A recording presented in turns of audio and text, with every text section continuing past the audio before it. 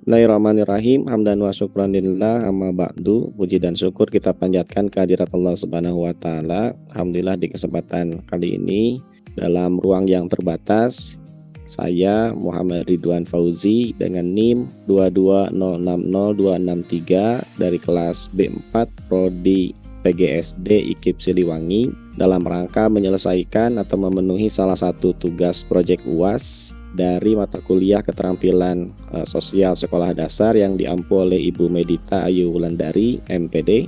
Di kesempatan kali ini saya akan coba paparkan berkaitan dengan hasil penelitian keterampilan sosial sekolah dasar Islam Terpadu Istiqomah Lembang. Objeknya adalah kelas 5, di mana sekolah SDIT Istiqomah ini berada di wilayah Kecamatan Lembang dengan mengambil sampel objek dari kelas 5. Yang pertama berkaitan dengan analisis strength atau kekuatan. Jadi setelah dia lakukan analisis, dianalisa baik itu terhadap proses pembelajaran ataupun terhadap karakter anak, maka sebetulnya di kelas 5 ini sudah ditemukan strength-nya, kekuatannya yang sudah dimiliki oleh peserta didik terkait dengan pembiasaan keterampilan sosial di dalam proses pembelajaran pada kelas tersebut. Di antaranya bahwa peserta didik di kelas ini memiliki semangat dan motivasi belajar yang tinggi. Lalu kemudian yang kedua, peserta didik yang berada di kelas 5 ini cenderung berasal dari keluarga yang secara kelas ekonomi mereka berada pada rentang yang sama. Artinya peserta didik yang berada di kelas 5 ini mereka berasal dari strata ekonomi yang sama. Dalam artian tidak ada yang berasal dari ekonomi kelas tinggi gitu. Sehingga dalam pola sosialisasi pun nanti bisa kita temukan tidak terjadi gap atau ada halangan di antara komunikasi antar mereka. Dan yang ketiga, kekuatan yang sudah teranalisis itu adalah peserta didik di kelas ini mudah untuk diarahkan dan diberikan motivasi. Meski demikian, kita menemukan weakness-nya, ada kelemahan selama proses analisis dari kegiatan pembelajaran yang ditemukan di kelas 5 ini adalah yang pertama bahwa peserta didik ini ternyata belum terbiasa untuk berkomunikasi dengan baik, khususnya di dalam proses pembelajaran. Seperti misalkan bertukar ide, bertukar gagasan di saat pembelajaran kelompok dan kemudian menyampaikan kembali ide tersebut di hadapan teman-temannya. Nah, ini adalah kelemahan yang kita temukan selama proses penelitian. Lalu kemudian yang kedua, peserta didik di kelas 5 ini belum terlatih untuk melakukan kolaborasi, bekerja sama di dalam kegiatan kelompok, khususnya di dalam proses pembelajaran. Dan yang ketiga, peserta didik di kelas 5 ini juga belum terbiasa tertib di dalam bergiliran untuk bertanya ataupun di dalam bergiliran untuk menjawab ketika proses pembelajaran itu berlangsung. Maka dari analisis persoalan ini perlu sekiranya kita tanamkan terkait dengan keterampilan sosial yang berkaitan dengan bagaimana cara berkomunikasi yang baik, bagaimana cara bekerja sama dengan tim di dalam satu kelompok, antar peserta didik, khususnya di dalam proses pembelajaran yang melibatkan aktivitas kelompok. Itu adalah analisis dari kelemahan yang saya temukan selama penelitian. Lalu kemudian yang ketiga, di samping kekuatan dan kelemahan, ternyata di situ ada peluang.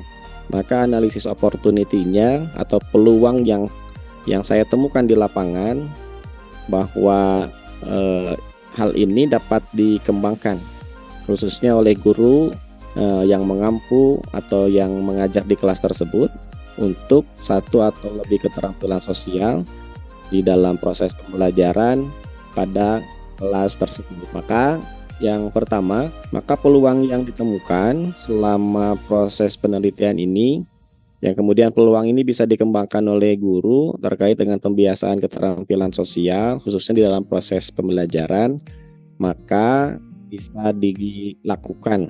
Guru bisa membuat langkah-langkah secara tepat di dalam mencari solusi atas permasalahan yang ada. Lalu kemudian yang kedua, guru juga menumbuhkan semangat lalu kemudian menumbuhkan agar anak bisa bekerja sama dengan baik antar peserta didik.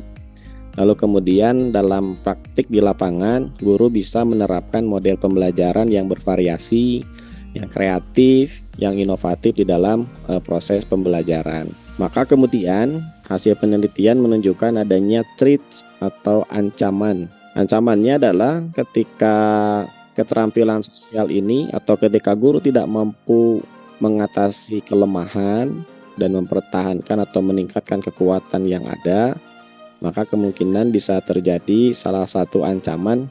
Ancamannya apa saja? Yang pertama bisa menyebabkan peserta didik akan memiliki tingkat kepercayaan diri yang rendah.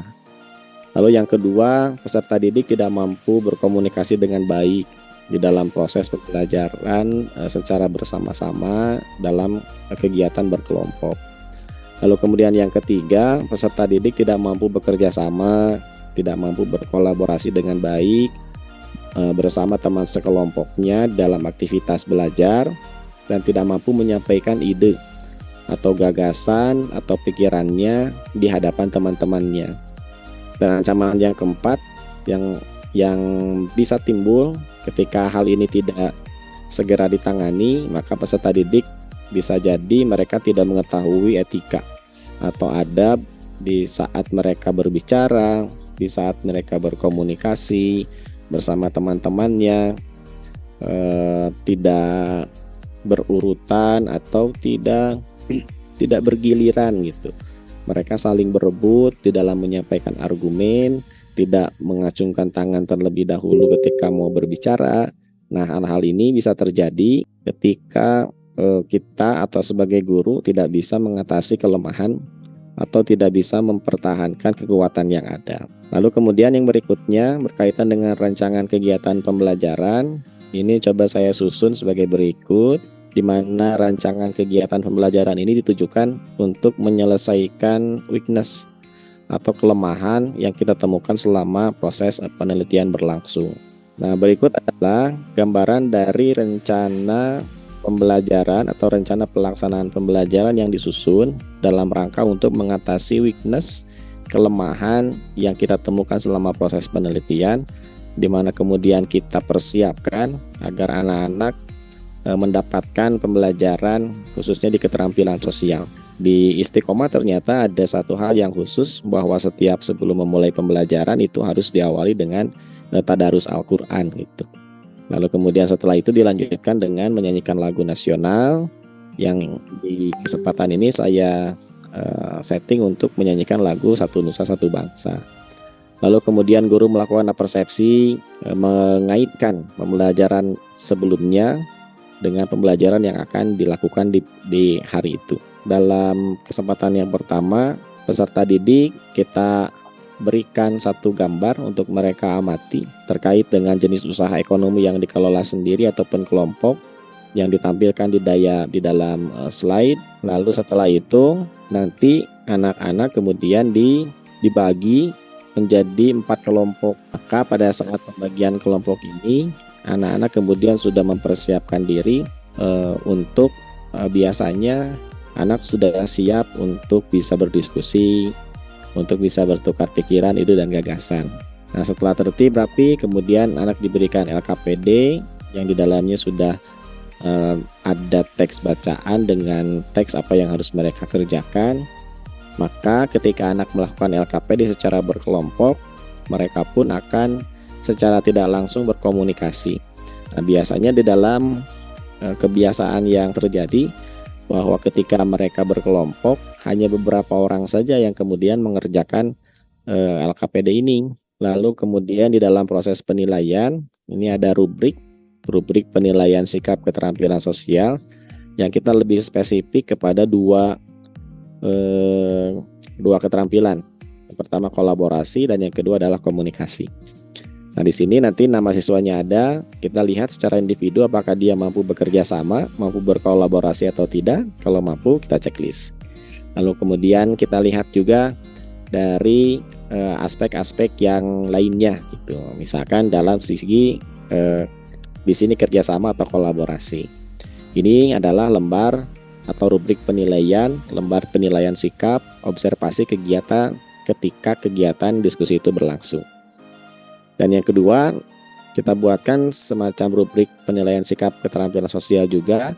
Di sini ada aspek kolaborasi. Kalau poinnya 4 berarti dia sudah sangat mampu bekerja sama dengan temannya yang memiliki keragaman latar belakang. Kalau nilainya 3 berarti dia baru mampu bekerja sama. Kalau C poinnya 2 berarti mulai bekerja sama. Tapi kalau nilainya lebih 1, nah berarti anak tersebut belum mampu untuk bekerja sama. Ini semacam rubrik penilaian sikap dari keterampilan sosial selama proses diskusi itu berlangsung. Begitupun juga sama dengan penilaian sikap dari komunikasi. Anak atau peserta didik sangat mampu berkomunikasi dengan baik, berarti poinnya 4. Kalau kemudian anak baru mampu berkomunikasi dengan baik, maka poinnya 3. Kalau anak mulai mampu berkomunikasi dengan baik, poinnya 2. Dan kalau anak belum mampu berkomunikasi dengan baik, maka kita beri nilai 1. Itu adalah rubrik dari penilaian sikap. Maka di sini saya lampirkan materi pembelajaran dan media pembelajarannya. Ini berkaitan dengan materi pembelajarannya atau bahan ajar. Ada satu teks disajikan, kemudian anak-anak nanti berdiskusi dari teks tersebut. Kemudian ada gambar juga yang ditampilkan, nah, supaya anak-anak bisa mengamati dengan baik dari gambar-gambar yang disuguhkan. Ini contoh media pembelajarannya, kita tampilkan dalam bentuk slide presentasi. Nanti anak kemudian mengamati, berdiskusi, dan bertanya jawab. Nah, itu gambaran dari rancangan kegiatan atau rancangan pelaksanaan pembelajaran. Untuk berikutnya kita masuk ke dalam poin hasil dari microteaching pembelajaran. Ini potongan video yang saya ambil ketika proses pembelajaran berlangsung. Kalau kita kupas saja berkaitan dengan jasa, kira-kira usaha di bidang jasa itu apa saja? Yang bisa jawab coba acungkan tangan. Oke, apa? Bagus.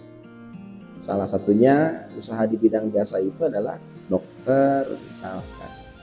Karena itu memanfaatkan profesionalitas, butuh keilmuan, lalu kemudian itu menjadi sebuah profesi.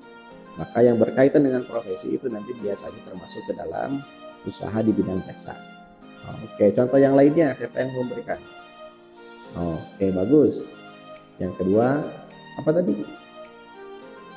Oke, usaha di bidang printing atau desain. Bagus sekali.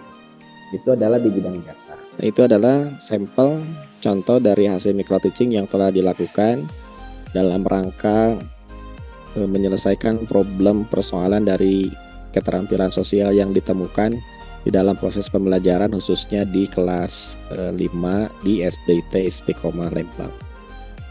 Dan berikutnya hasil dari microteaching ini menganjurkan kepada guru-guru untuk senantiasa menerapkan keterampilan sosial. Salah satunya adalah kolaborasi atau komunikasi atau keterampilan-keterampilan sosial yang lain, menumbuhkan kepercayaan diri, lalu kemudian empati dan lain sebagainya.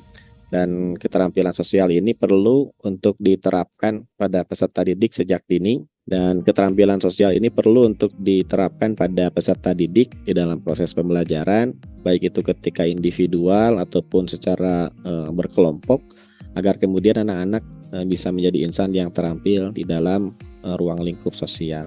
Maka demikianlah laporan dari hasil penelitian yang telah dilakukan di dalam proses pembelajaran khususnya yang berkaitan dengan keterampilan sosial di Sekolah Dasar Islam Terpadu Istiqomah Lembang, dengan objek penelitiannya adalah di kelas 5. Itu saja yang dapat disampaikan. Mohon maaf apabila dalam penyampaiannya tidak terstruktur dan sistematis. Rabbana atina fid dunya hasanah wa fil akhirati hasanah wa qina adzabannar. Assalamualaikum warahmatullahi wabarakatuh.